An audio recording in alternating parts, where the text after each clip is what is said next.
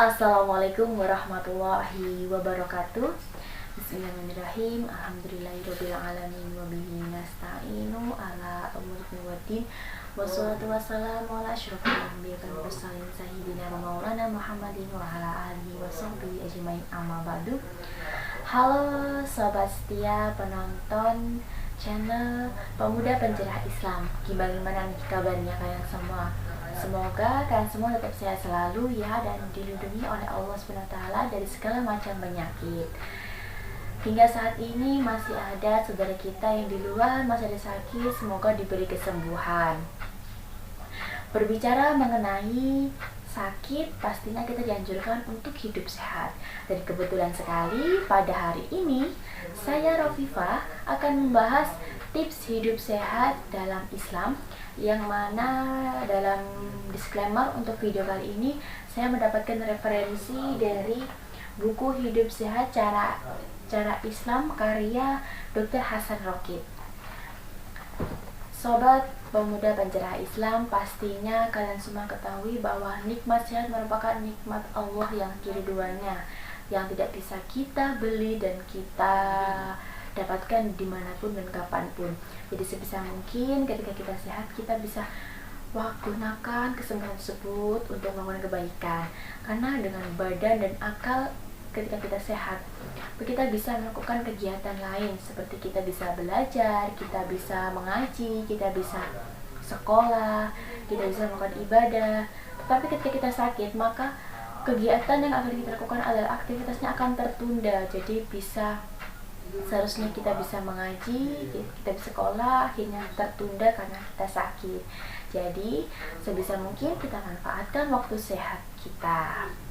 Karena dalam Islam juga telah dijelaskan, Rasulullah SAW bersabda, dua nikmat yang kebanyakan manusia lalai atau tertipu olehnya, yaitu adalah waktu sehat dan waktu luang. Hadis riwayat Al-Bukhari, At-Tirmizi, Ibnu Majah, Ahmad, dan At-Tirmidzi. Jadi sebisa mungkin kita bisa memanfaatkan waktu sehat kita sebaik mungkin agar tidak menyesal di kemudian hari.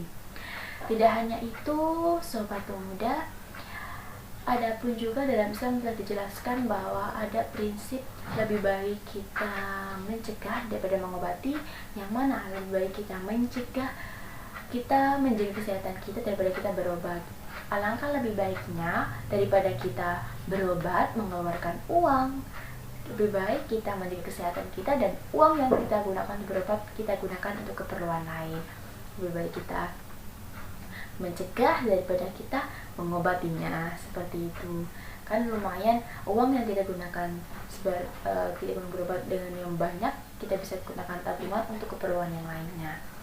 Lalu berbicara mengenai sakit, pastinya suatu sakit adalah muncul dari beberapa penyakit, dan munculnya suatu penyakit juga terjadi karena beberapa faktor, yaitu yang pertama bisa jadi karena lingkungan kita yang kotor, lingkungan yang kumuh, lalu ventilasi udaranya kurang sinar matahari, dan juga bisa jadi pola kehidupan kita, pola kebiasaan kita tak teratur. Bahkan makanan yang kita makan juga berdampak pada kesehatan kita. Jadi sebisa mungkin kita bisa memilih mana makanan yang baik untuk kita konsumsi sehari-hari. Jadi kita bisa tahu, langkah-langkah lebih baik juga kita bisa mengetahui mana makanan-makanan yang halal untuk kita makan dan mana makanan yang haram untuk kita makan agar kita hindari. Bagaimana juga telah dijelaskan dalam Al-Quran surat Al-A'raf ayat 157, yang artinya dihalalkan bagi mereka segala hal yang baik dan diharamkan atas mereka segala hal yang buruk. Jadi lebih baik kita bisa mengetahui mana makanan-makanan yang halal yang layak untuk kita makan, dan mengetahui mana makanan yang perlu kita hindari. Makanan halal seperti kita bisa makan makanan 4 sehat 5 sempurna, kita bisa makan dengan porsi yang cukup, lalu makanan yang higienis, dan juga kita bisa menghindari makan makanan yang perlu dijauhi dari larangan oleh Allah Subhanahu wa taala. Lalu juga berbicara mengenai makanan, dari sumber yang saya baca ada beberapa aturan dalam soal makanan yang mana bersandar pada anjuran Nabi yang bisa kita terapkan dalam kehidupan sehari-hari, yaitu ada 4. Yang pertama, kita bisa membatasi waktu-waktu tertentu untuk makan dengan ukuran yang pas. Maksudnya bagaimana ini? Jadi ketika kita makan, kita waktu dengan waktu tertentu yang mana kita waktunya pas. Jadi kita tidak berlebihan untuk makannya.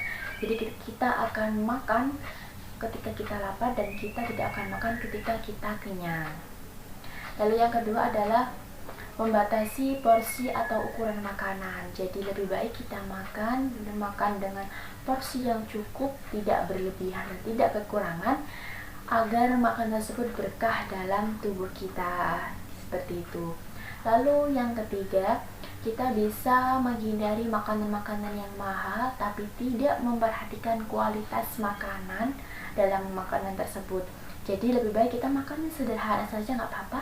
Yang penting kita tahu kualitas makan tersebut, ada gizinya, ada karbohidrat, ada proteinnya. Jadi kita lebih baik makan sederhana daripada makanan yang mahal dan terlihat menarik, terkesan mewah dan mahal, tapi tidak tahu kualitas makan tersebut. Jadi kita pintar-pintar mengatur bagaimana mengatur makanan ini untuk yang terbaik dalam tubuh kita.